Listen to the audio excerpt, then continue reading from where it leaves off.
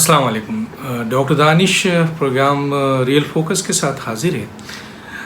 अहम चंद बातें हैं। ज़ाहिर है ये सब बातें मुख्तलिफ़ जगहों पे मुख्तलिफ़ लोगों की मुख्तलिफ़ सोच, उसमें इदारे भी शामिल हैं, उसमें सियासी जमातें भी शामिल हैं, उसमें तज़िया निगार भी शामिल होते हैं। उनसे डिस्कशंस होती है तो फिर एक तज़िया बनता है, फिर उस चीज़ को हम आगे लेके चलते हैं और उन चीज़ों को फिर हम सामने रखते हैं और उसके ऊपर फिर कारकुन, सपोर्टर्स, वर्कर्स, अवाम, इदारे, सियासी लीडरान, कायद फ़ैसला करें अपना।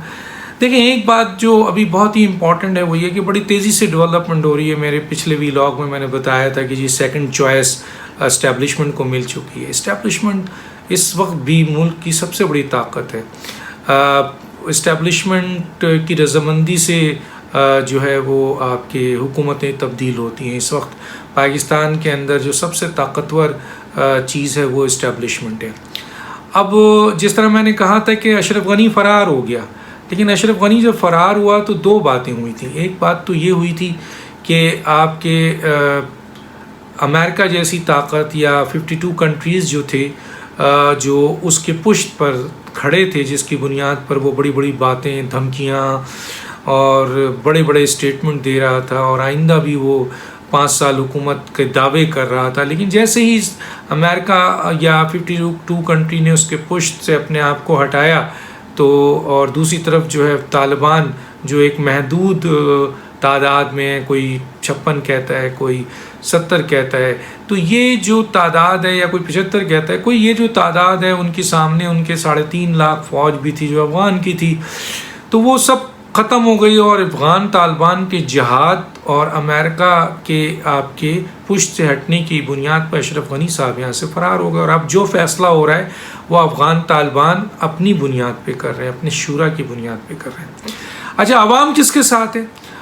अफ़गानिस्तान में अवाम का कॉन्सेप्ट बज़ाहिर सामने नहीं होता है, लेकिन बहरहाल अवाम एक बहुत बड़ी ताकत है। जिस जगह पे जमहूरी हुकूमत होती है और वहाँ पर अवाम का बड़ा रोल होता है, लेकिन जहाँ जमहूरी हुकूमत नहीं होती है, टायरनी ऑफ मेजॉरिटी जिस तरह पाकिस्तान में है, यहाँ अवाम का रोल इतना नहीं होता है जितनी ताकत इस्टेब्लिशमेंट की होती है। तो आप उस सूरत हाल में जब तालिबान ने जद्दोजहद किया, फ़ाइट दिया, क़ुरबानी दी, जेलों में गए, लाशें दी और आखिर वो अपने मकसद में इतना प्रेशर बिल्डअप करने पे तैयार हो गए कि अमेरिका जैसी ताकत और 52 कंट्री जैसी ताकत जो है वो अशरफ गनी के पुष्ट से हट गई। तो दो चीज़ें यहाँ पे आईं, एक उनकी जद्दोजहद, उनकी एक डायरेक्शंस, उनके ऊपर मुस्तकिल मिजाजी, और जो एक फ़ैसला कर लिया उसके ऊपर उन्होंने फ़ाइट किया और उसके प्रेशर पे इस्टेब्लिशमेंट यानी जो अमेरिकन इस्टेब्लिशमेंट थी, या अमेरिका था या 52 कंट्री पीछे हटे, अशरफ गनी दौड़ लगा ली, इन्होंने जो कुर्बानी दी थी। यही सूरत हाल अब ज़रा पाकिस्तान में आप देख लीजिए कि पाकिस्तान में इस वक्त जो सबसे बड़ी ताकत है वो इस्टेब्लिशमेंट है और वो खड़ी हुई है PTI के पीछे, जो बज़ाहिर नज़र आता है। लेकिन अब एक सूरत हाल पैदा हो गई है और वो ये है कि जी PTI क्योंकि 3 साल में कुछ डिलीवर नहीं कर सकी और आलमी ताकतें भी और इलाकाई ताकतें भी अब PTI या इमरान खान साहब को इतनी अहमियत और संजीदा नहीं लेते, और ख़ुद पाकिस्तान की आवाम भी उनको इतना अब संजीदा नहीं लेते, इदारे संजीदा नहीं लेते। तो इस बुनियाद पे उनकी जो नाकारकर्दगी थी, उनकी जो कारकर्दगी थी 3 साल की, वो इंतहाई तबाहकुन हो गई है। तो अब जाहिर है कल तक तो इस्टेब्लिशमेंट कहती थी हमारे पास कोई चॉइस नहीं है, लेकिन आज उनके पास एक चॉइस आई है और वो चॉइस पे काम कर रहे हैं। और जिस तरह आप देख रहे हैं कि पीपल्स पार्टी जो है वो साउथ पंजाब में काम कर रही है, उसमें लोग इंडक हो रहे हैं, जा रहे हैं, और एक तासुर ये आ रहा है कि आइंदा जो हुकूमत है वो पाकिस्तान पीपल्स पार्टी की होगी। तो पाकिस्तान में हुकूमत बनाने के लिए जो सबसे अहम मोहरा होता है वो इस्टेब्लिशमेंट होता है, उसके बाद अवाम होता है और इलेक्टेबल्स होते हैं। ना आप इलेक्टेबल्स को अलग छोड़ सकते हैं, ना आप अवाम को छोड़ सकते हैं, और ना इस्टेब्लिशमेंट को छोड़ सकते हैं। ये तीनों की शमूलियत होती है, लेकिन सबसे ज़्यादा जो आपकी रजामंदी होती है, ये सपोर्ट चाहिए वो इस्टेब्लिशमेंट की। देख लीजिए आज़ाद कश्मीर का इलेक्शन, देख लीजिए गिलगित बल्तिस्तान का इलेक्शन, देख लीजिए 2018 का इलेक्शन, कि एक ऐसी जमात जिसकी आज़ाद कश्मीर में 2 सीट पाकिस्तान में थी, आज 25 सीट लेके बैठे हैं। क्यों? क्योंकि अवाम ने तो सपोर्ट किया PMLN को, लेकिन इस्टेब्लिशमेंट ने नहीं किया। अच्छा, दूसरी बात ये इलेक्टेबल्स भी काफ़ी साथ छोड़ गए थे।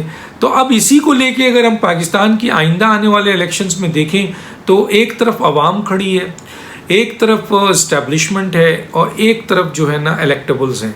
अब ये है कि आवाम, इसमें कोई शक नहीं है कि इस वक्त सबसे बड़ी तादाद आवाम की जो है वो सपोर्ट है वो पाकिस्तान PMLN को है। लेकिन ये तासुर भी सामने लाया जा रहा है कि PMLN की आइंदा हुकूमत नहीं बनेगी, चाहे वो इस वक्त भरपूर उसके पास अवामी सपोर्ट हो और अगर मेरिट का इलेक्शन हो तो वो तो 2/3 मेजॉरिटी ले लेगी। लेकिन उसके बावजूद ये तासुर दिया जा रहा है कि PMLN की हुकूमत नहीं बनेगी। अच्छा, जब PMLN की हुकूमत नहीं बनेगी और PMLN गुज़िश्ता 5 साल से जो है वो अपोजिशन में है, तो ज़ाहिर है उनके कारकुन, उनके वर्कर्स, उनके इलेक्टेबल्स, उनके लीडर जो हैं वो डिमोरलाइज होते हैं और वो इस तरीके से सोचते हैं कि क्या मज़ीद 5 साल जो है वो उनको अपोजिशन फेस करना पड़ेगा और इस किस्म की जो आपके सियासत है फेस करनी पड़ेगी और इस तरीके से कुर्बानी देनी पड़ेगी और सियासी इंतकाम का हिस्सा बनाया जाएगा। अब ये इलेक्टेबल्स अब ज़रूर सोचते हैं, जाहिर है वो तो सोचते हैं कि जी वो उस पार्टी के साथ खड़े रहें जो हुकूमत का हिस्सा बने। कुछ ऐसे भी इलेक्टेबल्स होते हैं कि वो उस पार्टी के साथ खड़े रहना चाहते हैं जो हुकूमत का हिस्सा बने। और अगर ये तासुर आने लगे कि PMLN भी अगली हुकूमत में भी PMLN को नहीं दिया जाएगा तो कुछ इलेक्टेबल्स ऐसे हैं जो अपना रास्ता तब्दील करते हैं। और जब ऐसी पार्टी के बारे में तासुर आ जाता है जो पाकिस्तान में पूरी तरह मजबूत नहीं है और बहुत ज़्यादा बड़ी तादाद में नहीं है, उसके बावजूद ये तासुर है कि उसको वो अगला इलेक्शन उसको दिया जाएगा और ये तासुर अगर इस्टेब्लिश हो जाए और इस्टेब्लिशमेंट की सपोर्ट उनको नज़र आने लगी तो फिर जाहिर है वो इलेक्टेबल्स पीपल्स पार्टी से रजू करते हैं और पीपल्स पार्टी में लोग आना शुरू कर देते हैं। ये एक तासुर है। आप देखें PTI का एक ज़माना था जिसमें मासेस तो थे उनकी सपोर्ट में, लेकिन एक तासुर डेवलप कर दिया गया था कि जी PTI जो है वो 2018 का इलेक्शन जीत रही है और इमरान खान साहब वो उंगली उठ जाएगी और हम आज़ादी का जश्न मनाएंगे। और 6 महीने पहले बनी गाला को रेनोवेशन शुरू हो गई थी as a prime minister house, सबको पता है। तो ये तासुर बाहर कर दिया गया था कि जनाब कि PTI अगली हुकूमत आ रही, तो आप देख रहे थे कि इलेक्टेबल्स टूट के PTI में जा रहे थे। जहांगीर तरीन ने इसमें बड़ा काम किया। तो ये इलेक्टेबल का किरदार होता है, चाहे वो किसी भी सियासी जमात के हवाले से हो। लेकिन कुछ इलेक्टेबल्स ऐसे होते हैं, पार्टी लीडर ऐसे होते हैं जो अपने कायद के साथ, अपने पार्टी के साथ इंटैक्ट होते हैं और वो किसी भी सूरत में टूटने को तैयार नहीं होते हैं। अभी हालिया जो PMLN में सख्त तरीन सियासी इंतकाम हुआ, लेकिन उनके बहुत अहम तरीन लीडर जो हैं वो PMLN की ताकत बने रहे और फिर नवाज शरीफ की ताकत बने रहे। लेकिन अभी जो एक सिनेरियो डेवलप हो गया है, अब वो चैलेंज हो गया है नवाज शरीफ साहब के लिए। एक तरफ यहाँ नवाज शरीफ साहब अवामी हिमायत बहुत बड़ी तादाद में उनकी जो बनी है वो इसलिए बनी है कि उन्होंने एक नारा लगाया है कि आइन की अमलदारी, हलफ की पासदारी और वोट का तकद्दुस, वोट को इज्जत दो। इसको अवाम ने बहुत लाइक किया है और अवाम ने अब इसको अपना नारा लगा दिया है। जाहिर है ये अगर होगा तो आपको मुज़ाहमत की सियासत की तरफ जाना पड़ेगा और इस्टेब्लिशमेंट जो है वो उसका एक किरदार है, बहुत बड़ी ताकतवर चीज़ है, तो आपका उनसे क्लैश नज़र आएगा। तो जब क्लैश नज़र आएगा तो दो ही सूरत है, या तो इस्टेब्लिशमेंट आपको खा जाए या आप इस्टेब्लिशमेंट को खा जाओ। ठीक है ना। अवामी ताकत ऐसी है कि इस्टेब्लिशमेंट को पीछे हटने पे मजबूर कर देगी, लेकिन ये वो अवामी ताकत होगी जब PMLN या PDM जो है अवामी ताकत को तहरीक का हिस्सा दे देगी, एक इनकलाब की सूरत ले आएगी और इतनी बड़ी तादाद में अवाम PMLN और पीपल्स पार्टी के PMLN और PDM के साथ बाहर आ जाएंगे जलसे जुलूस और फिर तहरीक में इलेक्शन से पहले, कि फिर जाहिर है इस्टेब्लिशमेंट इन चीज़ों को देख कर पीछे हटती है। या तो फिर ये सूरत हाल है, वरना अगर सिर्फ अवामी जलसे जुलूस और सपोर्ट की बात है तो वो आप आज़ाद कश्मीर में देख चुके हैं कि इतनी बड़ी तादाद में आपको सपोर्ट होने के बावजूद और वहाँ आपके बयानियों को इज्जत मिलने के बावजूद रिज़ल्ट जो है वो क्या आया। ज़ाहिर है रिज़ल्ट इस्टेब्लिशमेंट जिस तरह चाहती थी उस तरह लेकर आई। तो अब जो एक क़बल अज़ वक्त इलेक्शन होने वाला है, इस इलेक्शन में जो मुझे अंदाज़ा है कि अब PTI इमरान खान का ख़ात्मा हो चुका है, अब उनकी जगह पीपल्स पार्टी की रिप्लेसमेंट है और उनको रिस्ट्रक्चरिंग हो रही है। और देखें साउथ पंजाब में बिलावल साहब का जाना और दूसरे सियासतदानों का उनमें शामिल होना, और इस्टेब्लिशमेंट भी चाहती है कि अब इस गंद से, इस बुराई से जो बहुत ज़्यादा उन्होंने 3 साल में समेट लिया, इससे छुटकारा लें और कोई और चॉइस। तो चॉइस मिल गई, पीपल्स पार्टी एक बहुत बड़ी सियासी जमात है। लेकिन सवाल ये है कि PMLN के मियाँ नवाज शरीफ साहब के पास अब दो बातें सामने हैं। एक तरफ उनका वो बयानिया है जिसकी बुनियाद पे अवाम उनके साथ खड़े हैं। दूसरा ये है कि अगर ये तासुर डेवलप हो रहा है जो कि उनके इलेक्टेबल पे असरात होगा कि आया PMLN को मज़ीद अब 5 साल जो है वो अपोजिशन में बैठना है, तो इलेक्टेबल तो कभी भी नहीं चाहते हैं। तो उस सूरत हाल में उनमें हलचल शुरू हो जाएगी, और हो गई है शुरू कि PMLN में ये तासुर दिया जा रहा है कि PMLN जो है अगला हुकूमत जो है वो नहीं मिलेगी, पीपल्स पार्टी को मिलेगी, और पीपल्स पार्टी की तरफ फिर इलेक्टेबल्स मूव करते हैं। अच्छा, PTI को भी जब ये तासुर जाएगा क्या वो ख़त्म टोटल, तो उनके लोग भी टूट के जो है वो उस तरफ जाएंगे जो आइंदा हुकूमत बनाने वाला है। और जाहिर है इसमें इस्टेब्लिशमेंट का बहुत बड़ा किरदार होता है। वो इशारे भी करते हैं कि जनाब ये हुकूमत बनने वाली है, तो लोग उस तरफ जाते हैं। बहुत सारे ऐसे भी इलेक्टेबल्स होते हैं।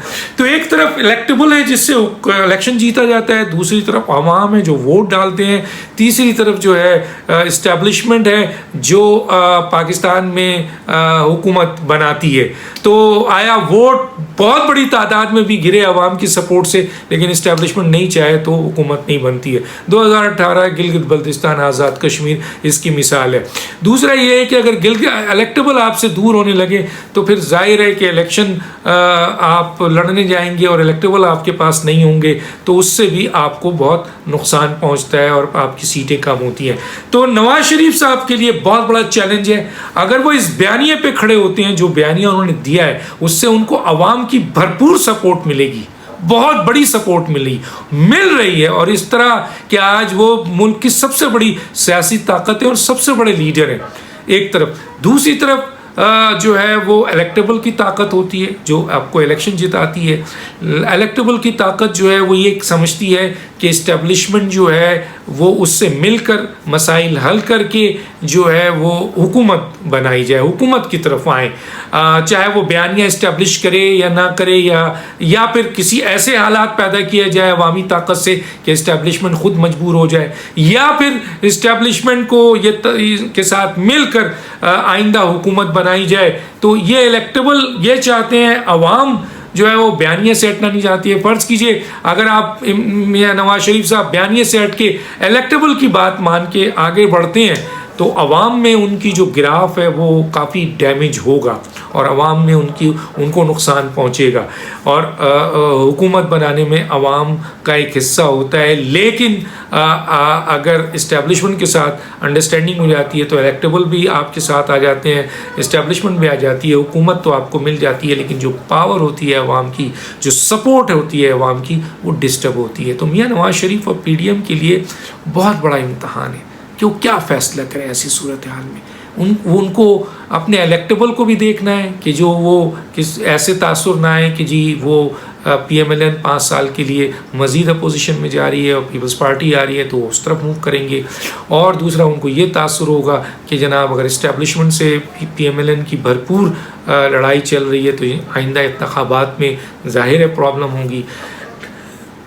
अवाम ये नहीं सोचेगी, अवाम तो ये जानती है कि जी मियां नवाज शरीफ साहब ने अगर ये बयानिया दिया है वो बयानिया है, और इस बयानिया से मियां नवाज शरीफ साहब हटे तो फिर अवाम उनके साथ मतलब उनकी सपोर्ट और मकबूलियत में बहुत कमी आ जाएगी। तो फैसला नवाज शरीफ साहब और PDM को करना है। अगर वो अवाम की एक भरपूर ताकत बना सकें, तहरीक बना सकें और इनकलाबी हालात पैदा कर सकें तो इस्टेब्लिशमेंट पीछे हट जाएगी और फ़ैसला आवाम करेगी फिर। और अगर वो ये नहीं कर सके तो फिर इस्टेब्लिशमेंट फ़ैसला करेगी और उस मौके पे उनके इलेक्टेबल वो तासुर लेके कि PMLN या PDM को हुकूमत फिर नहीं मिलने वाली है, वो कहीं कूच न कर जाए। तो बड़ा इम्तहान है, देखते हैं क्या फ़ैसला करते हैं मियां नवाज शरीफ साहब और PDM के सरबराह मौलाना फजल रहमान साहब। ये चंद बातें थी। डॉक्टर दानिश को याद दीजिए। अल्लाह हाफिज़।